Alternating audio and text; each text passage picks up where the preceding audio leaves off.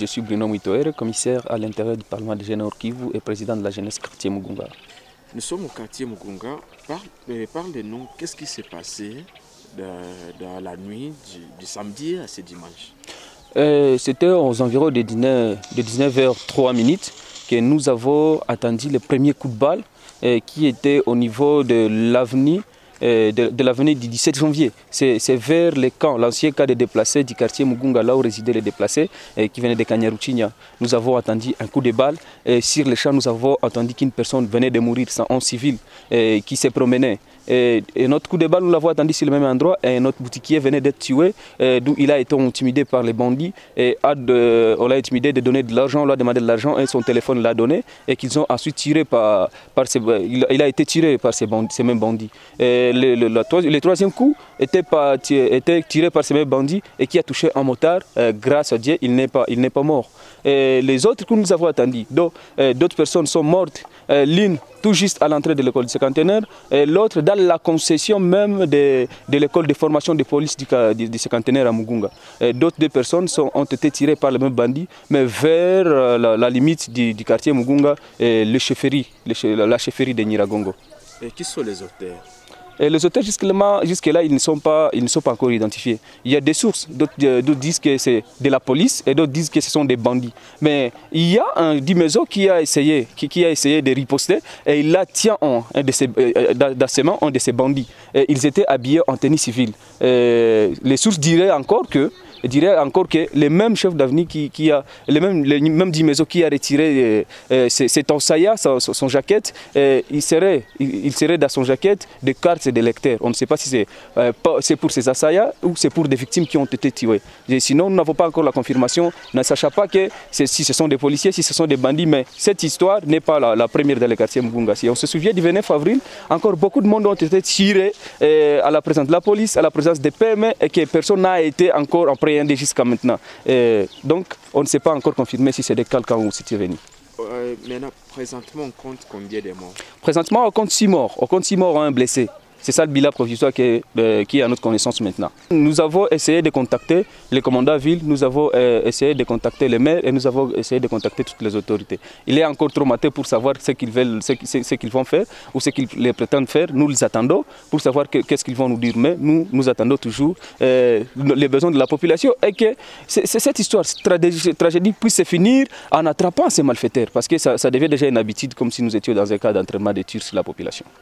Bon, en pleine ville, comme je l'ai dit, je l'ai souligné avant, ce n'est pas les premiers camps dans le quartier Mugunga.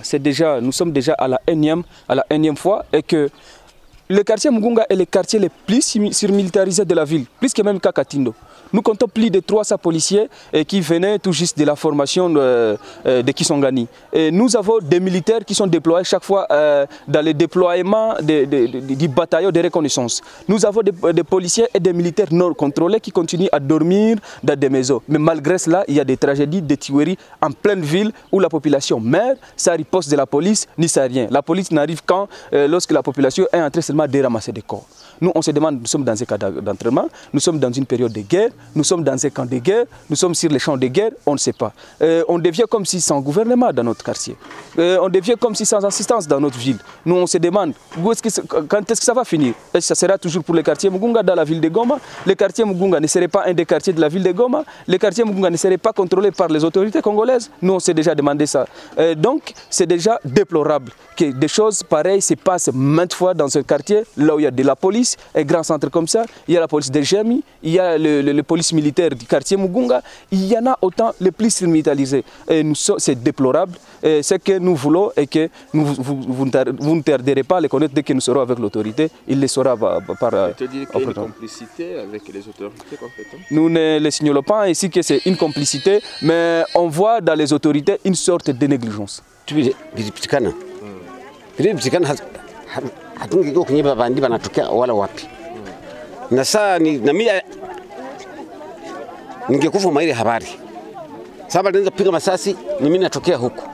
Niko nashuka hivi. Na mimi nasimama hapa kwenye tunasimama. Masasi kaanza ilitokea kule kwenye bako kule ngambo zikalia mingi. Banani liko kule ngambo. Mimi si tunge ilikuwa setere. Mbo na mama banachuliza bunga hapa na bakaanza kuyanula mabunga mbio. Bakasema mukimbie. Mimi nikakimbia ulu lwa chini. Napo bakakimbia hivi.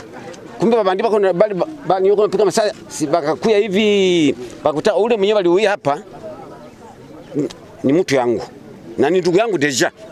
Mimi na yeye tunazaliwa fasi moja. Tuko kabila moja deja. Ni mtu yangu. Maki ni mkuu yangu. Ndio waliuo. Siwezi juu. Mali sasa mrango yua nani? Mingi wanasema kama ni ba polisi. Siwezi juu. Mwele saha na ba polisi walikuwa sikai ndio ile iko pale. Hapakufanya kitu. Para intervenir basi hii masasi basi nabo bapige zingine basi. Patinyamazia kule mkaa yabo. Bali babandi bakufanya kazi zabo. Mwenyewe walikuwa wanakutana mjia bana huu. Mwenyewe wanakutana mjia bana huu. Ngapi wanasema ni watu 6. Watu 6 na kanza na kuko wengine ase kama ini kuyulu kanza. Ndio tufanye nini? Sisi tuko barahia. Tuko mkilio tu, ni kilio deja. Tunashangara kabisa. Sawa rahia hawezi fanya kitu gani rahia atafanya? Sisi tunashangala kuona polisi anashindwa kufanya kitu, rahia atafanya nini? Tunashangala kuona watu wa polisi wako pale wanayala pale lakini wanaoa watu ovyo na polisi wako pale mingi wako mkaa hapa lakini watu wanakufa ovyo hivi. Hatuwezi yua kama ni wa polisi kama ni wa mpori hatuwezi yua. Hakuna intervention yenye ilikuwa. Watu barayenye wako na lokota tu maiti. Tunabeba kila maiti kwa nyumba. Mimi nilikuwa magharibi niko natoka kwenye fasi kwa hiyo watu wanao bagarso wanazichangamshaka ukunya karikazoke. Niko nasema nirudie kunyumba, kurudia kunyumba nikakutana wale babandi. Walikuwa babandi 6 wanakamata wengine bagarso 2 biko mbele yangu. Mimi bakanikamata kwa 3. Wakaniambia we kuye hapa upite mbele, wakanikamata mpantalo, wakakata na sefe, sasa ukajitingiza unakufa. Tuelezee wapatro wa Mwai Mugunga kwenye banakwaka. Nikamwambia mimi niko mgeni, si wewe wapatro wa Mwai Mugunga banakwaka wapi? Kama unapenda wapatro kwenye banakwaka, mshuke kwa Amuru nje huko mabutike ubi hapa Kanyaruchinya kwa mnatoka. Mimi kusema sasa kwa patro mkartie, mimi sipayue. Ndio akasema wewe unatunigia, niseme mimi sipanigie niko nawaambia. Sasa yenyewe niliwaambia vile tukashuka nabo karibu 50 metre, mwele 50 metre wakaniachilia mpantalo. Walikuwa 6, 4 wako mbele na 2 wako na mie nyuma. Sasa waliniachilia mpantalo, nikatoka pale, nikarudia nyuma kidogo, mwingine na iko nyuma yangu ule soda. Sasa yenyewe alikuwa iko nyuma yangu, nikasema hapa wanaweza enda nichinja, omweko ole baende nichinja baniwie hapa karibu. Ndio nikatoka pale mie nikawatoka nikakimbia, mkukimbia wakanifuatisha masasi, jirani yangu akanifungulia nyumba nikaingia mnyumba.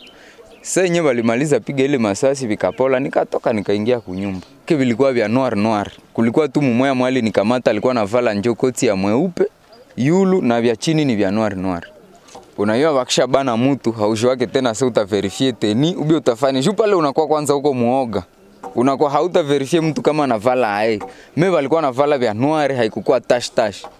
Sikuona ni tash inajulikana hata ni usiku. Mimi vilikuwa vya mweusi. Hizi sema ya mingi, juu mimi nilisikia tu bako naongea na mimi Swahili na sasa nyevasha kukamata mateka. Haubanake vya mingi, juu unakuwa uko unagombania kwanza kwa maisha yako. Mwaile sasa mwai usubuhi njoo pale kwa hivyo nikamatia kwa hivyo alipiga masasi njoo kwa mimi nenda fika Mumoya alikufia pale. Mimi wengine nilikuwa sijui kama ni wangapi walifariki.